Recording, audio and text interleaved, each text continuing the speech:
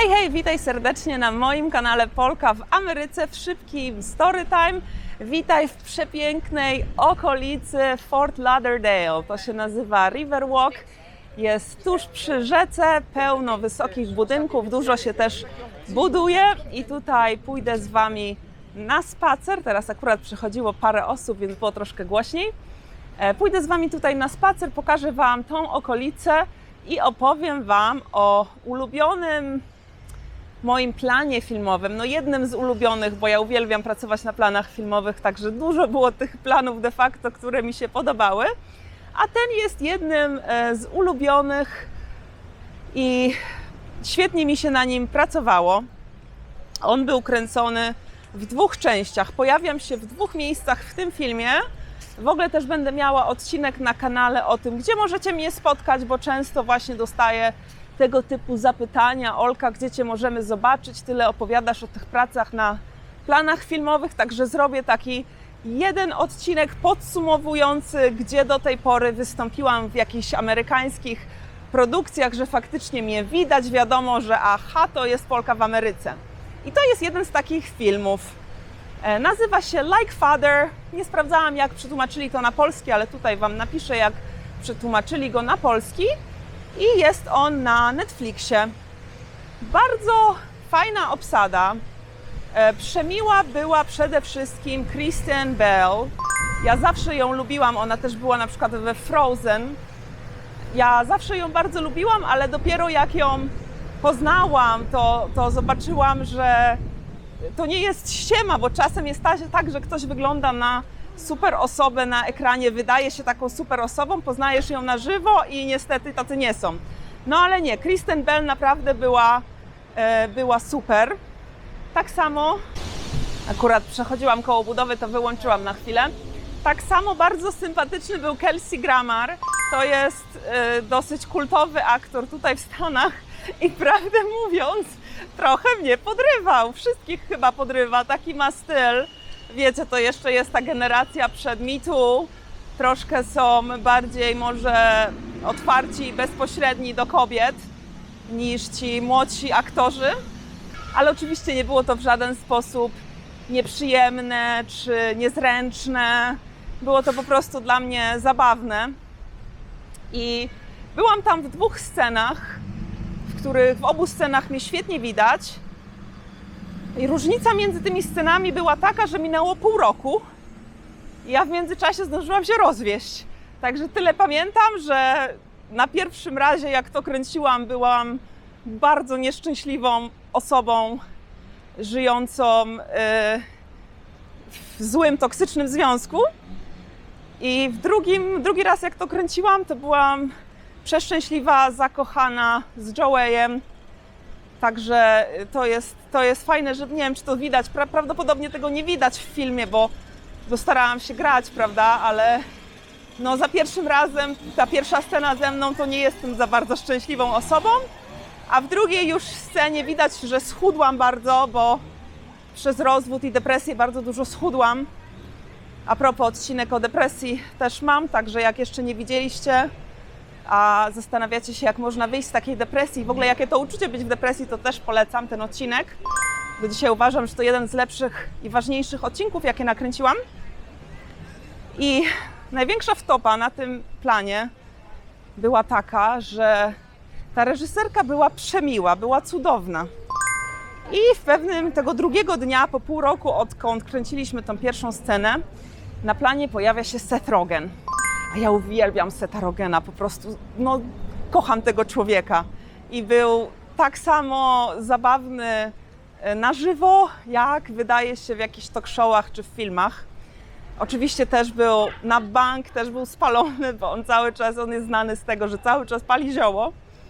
I jak tylko się pojawił, to ja mówię do tej reżyserki, bo zdążyłam się z nią zakumplować, ale nigdy jej nie googlowałam ani nic takiego. Po prostu pracowałam z babeczką, dawała mi, mówiła mi, co mam robić. Bardzo była sympatyczna dla mnie, ja byłam miła dla niej i mówię do niej: o Boże, Seth Rogen, ja go kocham. A ona tak się na mnie patrzy i mówi: ty wiesz, że to jest mój mąż?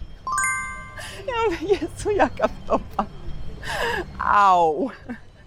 No trudno. było, minęło. No ale no co, no nic takiego nie powiedziałam, że mam na jego punkcie jakieś, nie wiem, że się w nim kocham, czy że coś, tylko po prostu, że go uwielbiam, że go kocham.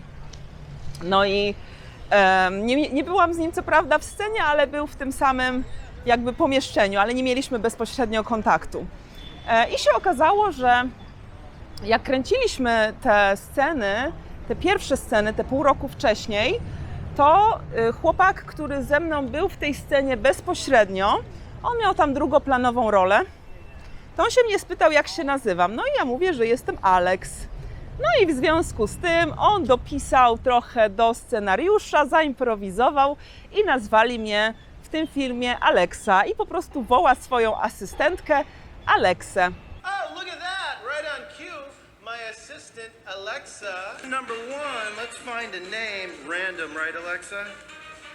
We have Samantha, Nicola, Sadie Rock, and finally, last but not least, Rachel. Alexa to jest ładna dziewczyna ubrana w sukienkę, która pomaga mu w różnych grach i zabawach na statku.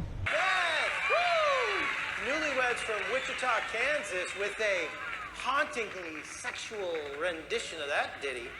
Oh, thank you, Alexa. Make some noise for Alexa. My lovely assistant. Make some noise!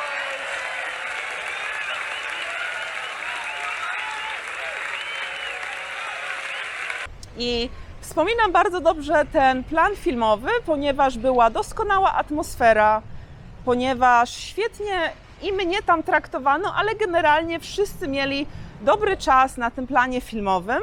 Dużo też było improwizowane i dużo było ludzi ze świata komedii, więc też dużo było śmiechu na backstage'u. Mam jedno wideo z backstage'u, to tutaj Wam wrzucę, bo mi znajomy nagrał, jak ja tam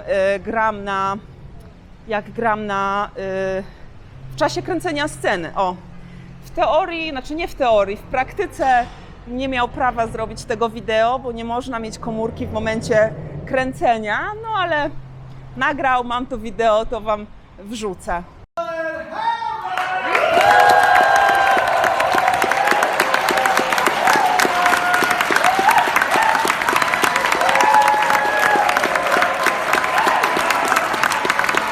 No i czekajcie właśnie na ten generalny odcinek, w którym opowiem, w jakich filmach możecie przyuważyć mnie, Polkę w Ameryce. Uwielbiam tą moją rulkę i cieszę się, że już jestem że mam takie swoje rulki, że już na zawsze mogę powiedzieć, że byłam na Netflixie. To jest naprawdę niesamowicie cieszące dla takiej dziewczyny z Wrocławia, która nawet się nie spodziewała, że może spełnić dziecięce marzenia o pracy na planach filmowych. I ja wiem, że czasami ludzie tutaj piszą, że gwiazdorzysz, że próbujesz się wypromować, że jesteś jak Natalia Janoszek, czy jak ona się tam nazywała. Natomiast nie robię tego po to. Robię to po to, żeby pokazać, że marzenia dziewczyn z Wrocławia się spełniają. Jeśli sięgasz po coś, jeśli się starasz to osiągnąć, to da radę spełnić takie marzenia. Nigdy nie studiowałam aktorstwa, a w tym momencie już na przykład będę dostawać emeryturę w związku z tym, że pracowałam na planach filmowych i że jestem w związkach zawodowych. Także dla mnie to jest po prostu niesamowite i z pełną jakby skromnością i radością opowiadam Wam te historie i nie właśnie w żadnym celu gwiazdorzenia, prawda? Bo to nie o to mi chodzi. No, także tyle z takiej prywaty. Dzięki wielkie za zobaczenie tego odcinka i do zobaczenia w kolejnym odcinku Polki w Ameryce. Na razie, pa!